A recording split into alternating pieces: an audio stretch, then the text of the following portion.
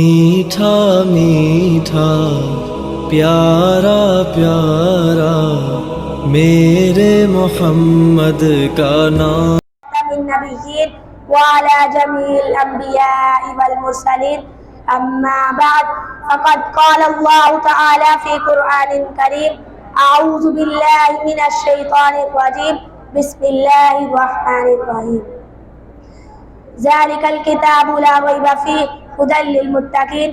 محترم ناظرین، آج میں آپ کے سامنے ایک چھوٹی سی تقریر پیش کرنا چاہتا ہوں جس کا موضوع ہے قرآن کریم کی عظمت. دنیا میں بہت سی کتابیں پائی جاتی ہیں، لیکن ان میں ایک کتاب ایسی ہے جو سب سے زیادہ پڑھی جانے والی کتاب ہے، لیکن اس کا مصنف کوئی انسان نہیں. اس کا اسلوب انسانی اسلوب سے بالاتر ہے اور اس کا پیغام سارے انس و جن کے لیے ہے. کیا آپ اس کتاب کو جانتے ہیں؟ یہ کون سی کتاب ہے؟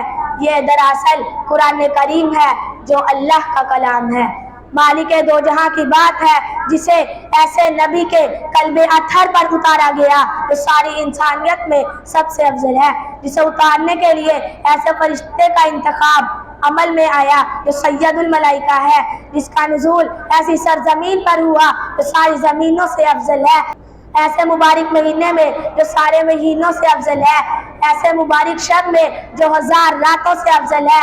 قرآن مجید کی عظمت و رفعت کا کیا کہنا، یہ تو فائنل اتھارٹی ہے، اس سے آگے ہم کچھ نہیں کہہ سکتے.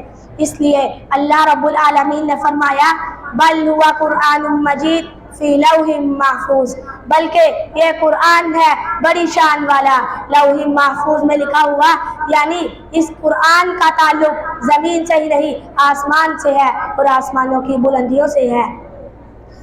فرصت اگر ملے تو پڑھنا مجھے ضرور، فرصت اگر ملے تو پڑھنا مجھے ضرور، میں تمہاری الجھنوں کا مکمل جواب ہوں. محترم ناظرین، اسے کوئی معمولی کتاب مت سمجھیے، یہ کوئی معمولی کتاب نہیں، بلکہ یہ تو اللہ رب العالمین کا کلام ہے. اور اس کلام کو دیکھتے ہوئے سورۃ حشر کی آیت پر غور کیجئے. لو انزلنا هذا القرآن على جبل لرأيته خاشعا متصدعا من خشیۃ اللہ، اگر ہم اس قرآن کو کسی پہاڑ پر اتارتے تو وہ اللہ کے خوف سے دب کر پھٹ جاتا.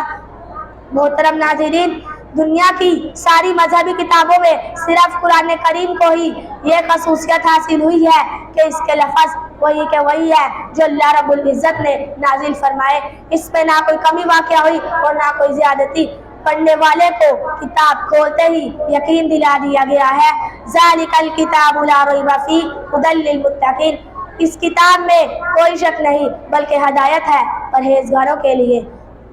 آج بھی قرآن کریم کے لاکھوں ایڈیشن چھپ رہے ہیں، لیکن چھپنے میں آپ ایک لفظ تو کیا ایک شوشے کا فرق بھی نہیں پائیں گے، کیونکہ ایسا کیوں نہ ہو کہ اللہ رب العالمین نے اس کی حفاظت کا ذمہ خود لیا ہے. اِنَّا نَحْنُ نَزَّلْنَا الذِّكْرَ وَإِنَّا لَهُ لَحَافِظُونَ، بے شک ہم نے یہ ذکر اتارا ہے اور ہم بھی اس کے نگہبان ہیں. محترم سامعین، قرآن کریم دنیا میں سب سے زیادہ پڑھی جانے والی کتاب ہے. روزانہ 5 مرتبہ نماز میں اس کی تلاوت ہوتی ہے اور پڑھنے والے کو ہر بار ایک نیا سکون حاصل ہوتا ہے. کتاب ہدیٰ میں یہ تاثیر دیکھی، کتاب ہدیٰ میں یہ تاثیر دیکھی، بدلتی ہزاروں کی تقدیر دیکھی.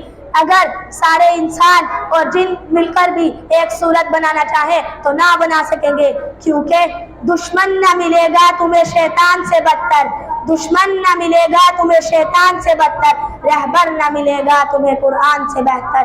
محترم ناظرین، اگر آج بھی دونوں جہانوں کی کامیابی چاہتے ہو اور عذاب قبر سے پناہ چاہتے ہو تو قرآن کو سینے سے لگانا ہوگا، اپنی اولاد کو حافظ قرآن بنانا ہوگا، اس کے احکام پر عمل کرنا ہوگا. یہ نسخہ شفا ہے، اسے استعمال میں لانا ہوگا. دعا کیجئے کہ اللہ ہم کو اس پر عمل کرنے کی توفیق عطا فرمائے.